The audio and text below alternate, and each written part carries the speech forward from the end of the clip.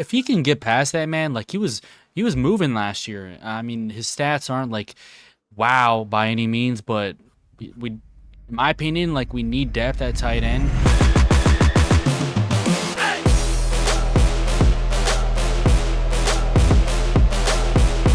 Welcome back to another episode of the Broncos Avenue podcast. I'm your host, Amir Farrell, co-host Evan Petruk. The Denver Broncos are urged to sign a potential upcoming cut candidate who has broken multiple NFL records on the offensive side of the ball. Plus, we're going to break down which position on Denver's roster we feel still needs to be upgraded heading into the regular season. But Evan, how are you doing, man? 20 days left until rookies report to training camp. Feels like it's taking forever. Yeah, no, I mean, counting down the days realistically, another beautiful day. It was hot. I was outside all day working. So I'm definitely a little more exhausted than normal, but nothing a good meal and some electrolytes can't fix. And the sun's shining and I'm still alive. So it's always a blessing. Yeah, dude, it's hot as shit. Like I would prefer the cold. I feel like I talk about this all the time, but I would prefer the cold any day of the week. This is why fall is the most goated season. I don't care what anybody says. Brother. Fall and I would take fall and winter over summer, and it's the only thing is like activities during the summer. Like, dude, if we could have like a 60-degree breeze with summer activities, oh my God, that's perfect right there for me, just in my Yeah, opinion. fair enough. Before we jump into the topic of today's episode, shout out to Tyler Malone. Thank you so much for your comments on our videos. If you guys aren't familiar with our channel, obviously we have daily episodes here on this podcast, on this channel, and daily shorts as well. And the people that are most engaged in our comment sections, we give shout outs to in every episode. The more that they comment, especially during topics throughout our video, like 10, 15 minutes in, showing that they're boosting our watch time, which is therefore pushing us into the YouTube's algorithm and growing our community. So thank you so much, Tyler, for staying tuned in with our episodes, even during this very bland period of the off season. So thank you, brother. Appreciate you. Hope you're doing well, and everyone else as well. Hope you guys are staying safe and blessed during this busy summer and hot summer. All right. Bleacher Report's Alex K reported that if the New Orleans Saints decide to move on from quarterback / tight end / running back / football player Taysom Hill, the team would save $10 million in cap space. Now, we did see things earlier in the offseason that the Saints were going to potentially move on from Hill due to their very poor financial situation with their cap space, but cutting him before June 1st would have only saved them $7 million in cap space as opposed to $10 million that they could save now, cutting him after June 1st. Obviously, we're 3 weeks after the beginning of June, so now it's a lot more likely that they would cut him as opposed to previous months during the offseason. Kay says he could see the Denver pouncing and signing the 34-year-old to a 1-year, $1.5 million contract if he were to become a free agent. Evan, I want to get your thoughts on this, potentially signing him to the roster, considering our current tight end depth. I personally would be against this. I know Taysom Hill holds a special place in all of us fantasy football players' hearts. Most of the time, guys like weren't lucky enough to have him actually starting when he'd have his 50-point game or whatever he would have in He PPR. screwed me over so many times, bro. This is unrelated, but I had a feeling that Devon Achane was going to have a big year his rookie year, and I drafted him in like the 6th or 7th round of my fantasy draft, and everyone was like, who are you drafting? And week 1, I started him, and he had like 3 points, so then I benched him, and then he played against the Broncos, and he had like 50 points on my bench, so I cut him.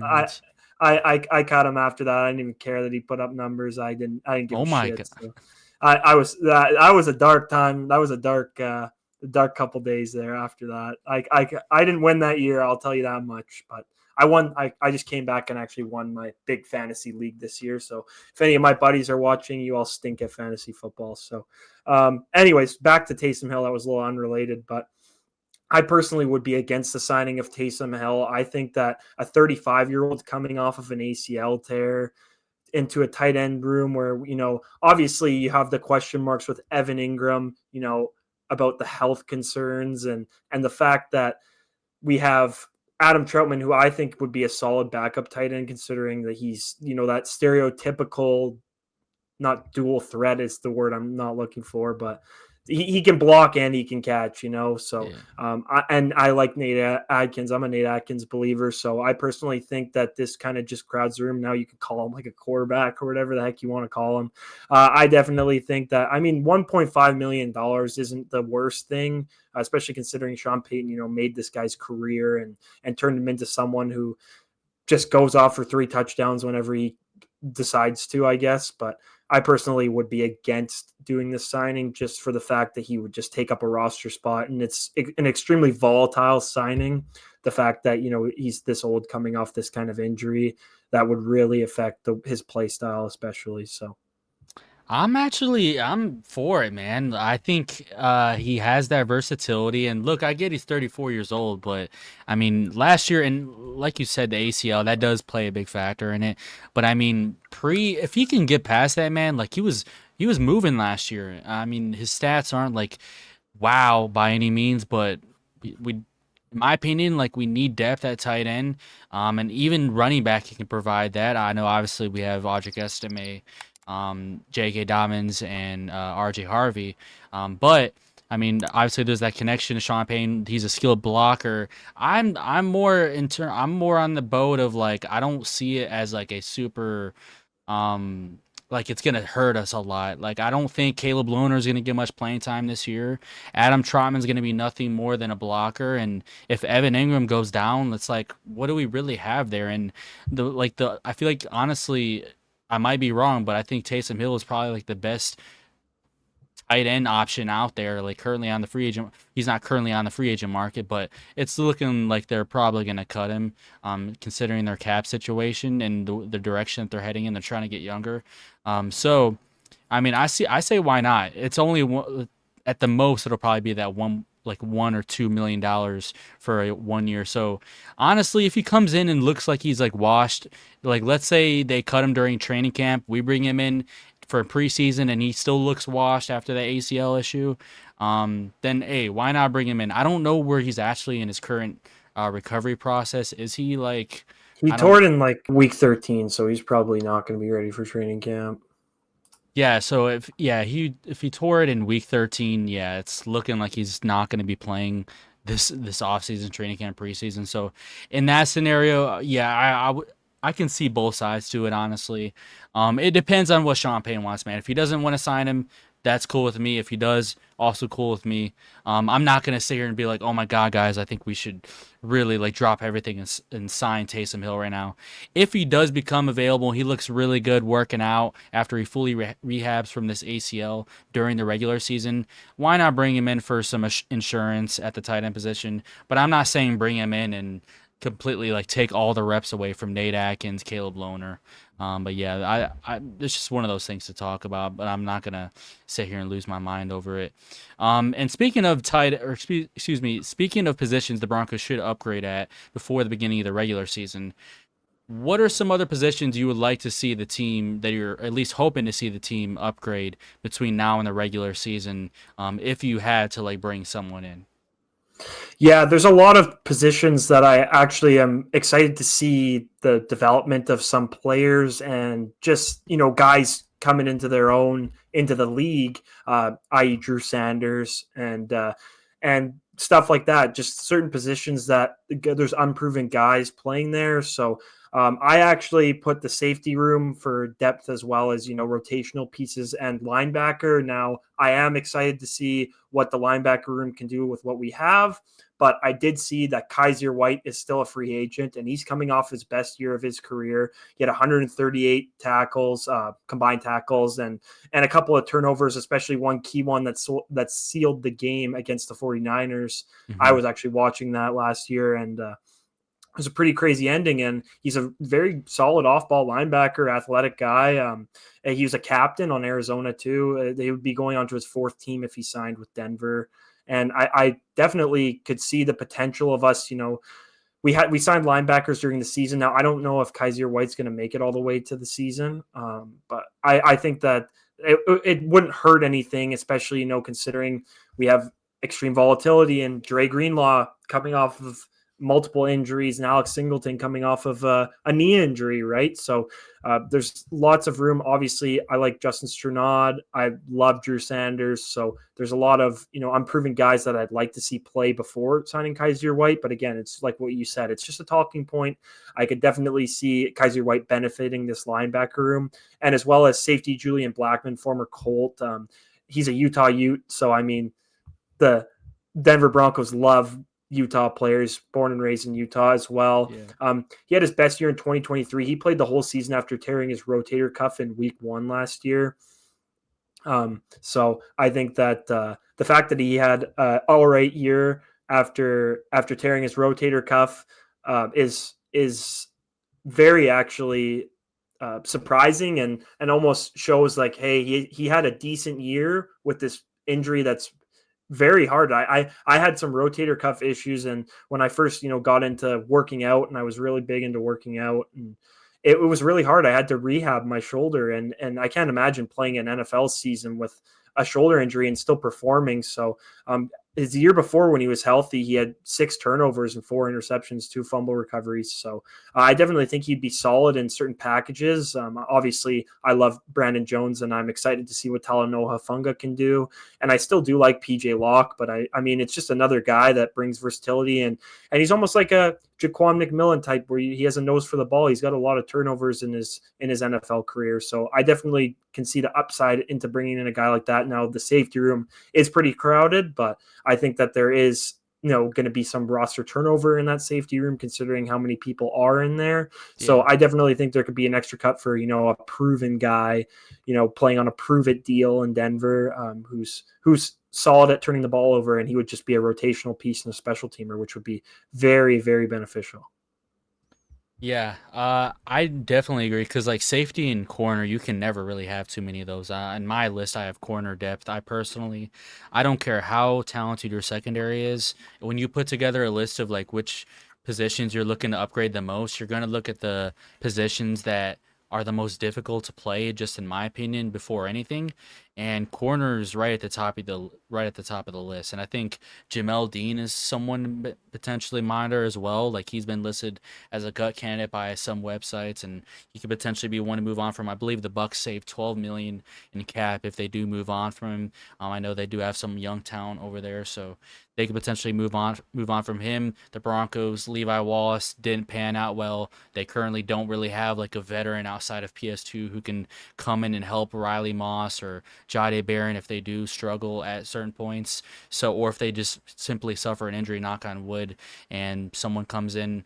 So I think potentially bringing him in could be a useful backup tight end. I'm a little concerned about. We just talked about that. Hopefully one of those guys steps up. I think we definitely, and I mean definitely, need to draft someone in this upcoming draft. I know we talked about a lot pre-draft. Sean Payton, like, for whatever reason, just hates drafting tight ends, especially high. Like, I think we definitely need to focus on that next year, because I don't know if we're going to be relying on Evan Ingram till he's 35 years old.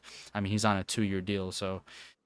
And then linebacker depth, you mentioned that as well. Like, the Utah linebackers, we have Karene Reed as well, who we just signed as a rookie undrafted free agent out of Utah, who the Broncos and Vance Joseph are pretty optimistic about. So hopefully one of those guys, JB Brown, we did a whole episode about, which is actually like one of our best episodes in the history of this pod, funny enough. Hopefully one of those rookie undrafted free agents can step up, but I'm not like solely relying on that. I'm not super optimistic about one of those guys stepping up as soon as year 1 in the NFL and being that like insurance for a Dre Greenlaw or Alex Singleton. Although we do have Justin Strnad and Drew Sanders, so hopefully those guys can stay healthy. Although it is one of the more injury-prone rooms on this roster. But is there anything else I thought you were about to say bring in a guy like Levi Wallace, and I was obviously it would have been a joke. Nah, man. Because you mentioned Levi Wallace, and I think my headset cut out, and you're like, bring in, and then it said Levi Wallace, and I was like, oh god, there's no way we're going there. We need a guy like Melvin Gordon too. Yeah. Oh man. Speaking of Melvin Gordon, I saw a post talking about when Russ was in original contract talks with Denver. Russ asked for a 7-year, $350 million fully guaranteed contract before he got signed to Denver. Like, bro, like, When I tell you that I despised Russell Wilson, and I despised Russell Wilson before he was a Bronco, and I said that he's all he cares about is money. And you look at that, and you're going to tell me that I'm a liar. Like, what kind of joke is that? Imagine we gave that to him. Do you think it would have changed the way he played? I think it would have played worse if he actually got that contract, which is crazy.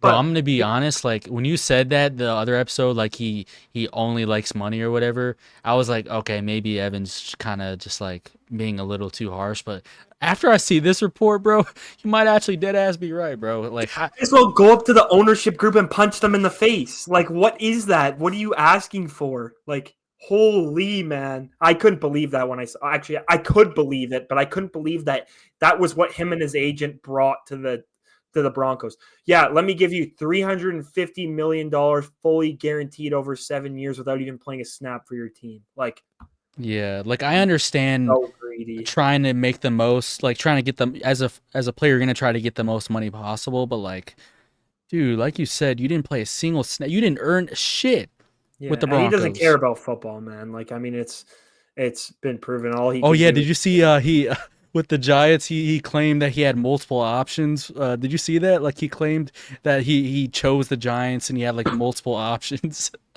he had unlimited options. He chose the Giants because they had Malik Neighbors and some Oh, whatever, they had a good Malik defense. Neighbors is a dog, though. Yeah, for sure, but like I Get don't him think he out of had a there. choice. I It's don't like think he that photo of the Veyron in like the trap house, and it's like name this NFL player, and it's just Malik Neighbors. That's all I can think about when I see his that. choice was the Birmingham Stallions, the CFL Dragons, the Shanghai Sharks, and the New York Giants. Of course, The he's gonna choose. CFL Dragons. I don't know if God. that's an actual team. No, you could be like the BC Lions or like the Edmonton Elks. Shout out Canadian football, man. I don't watch it, but I got people that are up and coming. So Oh boy. Oh man. Wasn't there like a game between like the US and Japan where like Japan like blew us out or some shit? You know what I'm talking about? uh I swear there was like a bro, I'm not crazy. no, Someone knows what I'm talking about. no, There's like a I'm a little bit of a history nerd, and you're talking about Japan blowing the U.S. out. So I that just kind of oh my um, god. I'm not talking about yeah, Pearl Harbor. not talking about that right now, but there was like a Oh football man, game, I swear, where the US got blown out like 41 or something, there like might something have like been. that. I don't know. There's like games that like there's like Team Canada games that I had buddies that played for, and it's like you play against the Americans, but there's like it's like none of these like 5-star recruits are playing in these games. So it's like I don't know. It's like weird. It's different associations and stuff. It's really hard. But I will say that when we played against the only American school I played in when I was in high school, it was just a team right across the border. The Blaine, I can't even remember the team name, but we just shit on them. Like it was third string quarterback in by the third quarter. So, I Yeah, mean, I just looked it up. Team USA inexplicably loses to Japan in American football 41-20. holy, Yeah, that's I Russell bet, yeah, like Wilson probably the would have problem came with that expected. is most of the, I bet you most of the Americans, like they were probably just a team full of like 3 stars, just like guys that, like, cause you're not going to get, especially with NIL now, you're not going to get these Bryce Underwoods playing in these international games. Yeah.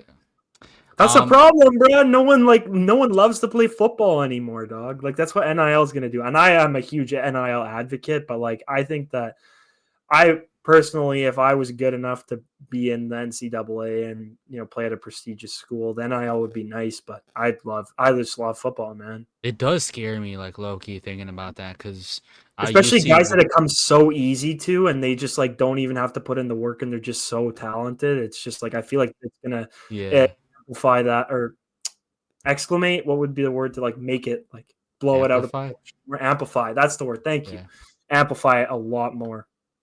Yeah, it's like some kids I feel like are genuinely caring more about like their TikTok accounts or NIL Oh, deals than actually like building a legacy for their family. Like I don't know. I don't want to get too much into that because it can be a sensitive topic for some people. That's yeah, mhm. it's becoming a very soft sport if we're being honest. I know a lot of people can agree with that. But let us know what you guys think in the comments. Should the Broncos sign Taysom Hill if he does become available? And let us know what you guys think about what the Broncos could upgrade on the roster this offseason. We're getting closer to training camp. Make sure to stay tuned with us. But with that being said, I'm your host, Amir Farrell, with my co-host, Evan Petruk. We'll see you guys in the next one. Peace.